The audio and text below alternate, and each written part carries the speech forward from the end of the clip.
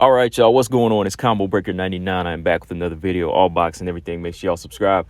Okay, y'all, so I did go back and check this fight out last night, Terence Crawford versus David Avanesyan. As a hardcore boxing fan, I got to check out these fights. It wasn't the fight everybody wanted. It wasn't the fight that I wanted, but still, it's Terence Bud Crawford. He's a champion, considered one of the best fighters in the world. So, I definitely had to check this fight out to see how it would go. And it pretty much went the way I felt it was going to go. Terence Bud Crawford pretty much had his way against David Avanesyan. In my opinion, I think even in the beginning of the fight, he was kind of carrying David. I think he had the openings right there because as a boxing fan and an analyst, I see these openings. You know what I mean? I can see how Terence Crawford takes an approach in his fight, and I know that with his type of offense and his skill set and IQ, in my opinion, he could have got David Avanesyan out of there maybe in like the first or second round, right? But before I talk about the fight real quick, I just want to say that, BLK Prime, they did a pretty good job as far as the production. I got to say, shout out to BLK Prime, watching the fight, and just seeing the actual delivery of it, the camera work and just the overall look was very professional. It was on the level of the zones and the ESPN, maybe even a little bit, maybe even like a level above, still needs to be seen, how they do with more and more, but even better than some of these local MMA promotions I've seen where they have like some shoddy camera work. Every now and then there's like a freeze up on the app. Every now and then you'll see like some cameras like pointing a different direction on some of these MMA programs I've seen in the past. But even had some trouble with like buying some pay-per-views on local events. But with this BLK Prime, as far as like their delivery, I got to say that, yeah, the production value was good. The commentating was on point. You had Tarver, Milanaji, and even Blue Blood, giving his take. They all sounded professional. Even as far as how Blue was giving his kind of like Harold Letterman approach, with who he had ahead. Very good, very good delivery from him as well.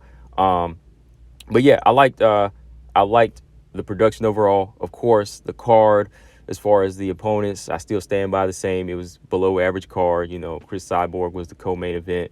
That's her second fight. She got hers done, which I'll talk about in another video. But as for Bud Crawford, I think this is what we all expected. He went in there, dismantled David Avanesyan. David Avanesyan had some success in the fight with some right hands and just a little bit of his pressure. But that's just when Bud is kind of sitting back. Because the first couple rounds, Bud was just kind of picking his shots, kind of throwing those little, pity-pat punches out to kind of set up the hard punches, just throwing a very awkward rhythm of shots on David Avanesyan to kind of throw him off. Some were hard, some were strong, some had pop, some were just out of nowhere, those counter punches to the body. He was fighting, in his usual signature switch stance. First he'll start in orthodox and he'll gradually just kind of smoothly change the southpaw and pick his opponent apart. And that's what he was doing with the right jab. He would kind of find that range, shoot the left hand up the middle, and, also sneak in those right hooks to the body whenever David Avanesyan would step in.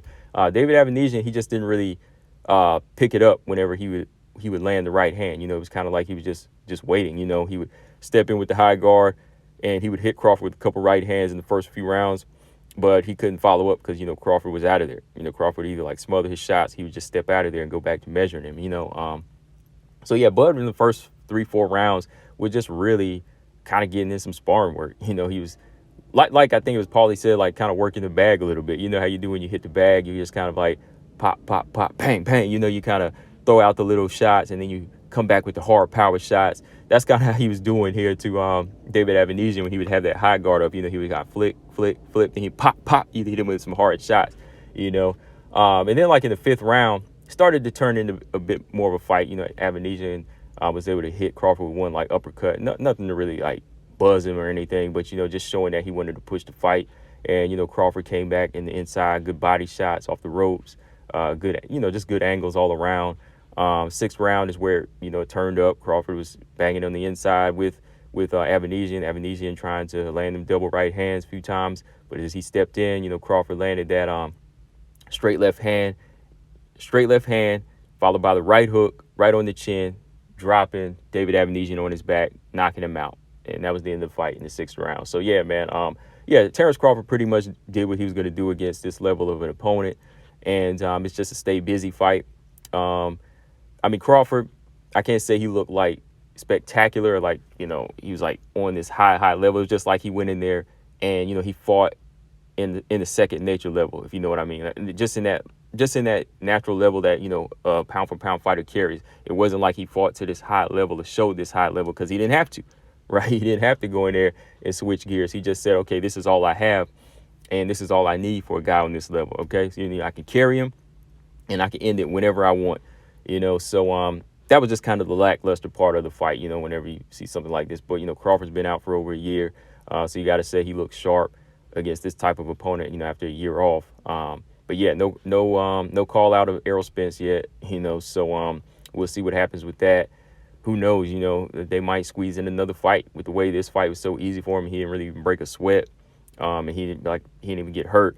He might step in the ring again until they can actually get some negotiations going with Errol Spence. Because Errol Spence doesn't even have his next fight for this year coming up. So we'll see what's going on with this one, guys. But yeah, like I said, overall, I think BLK Prime delivered on the production value, and that's a very important part of this thing, the presentation, to kind of win fans over.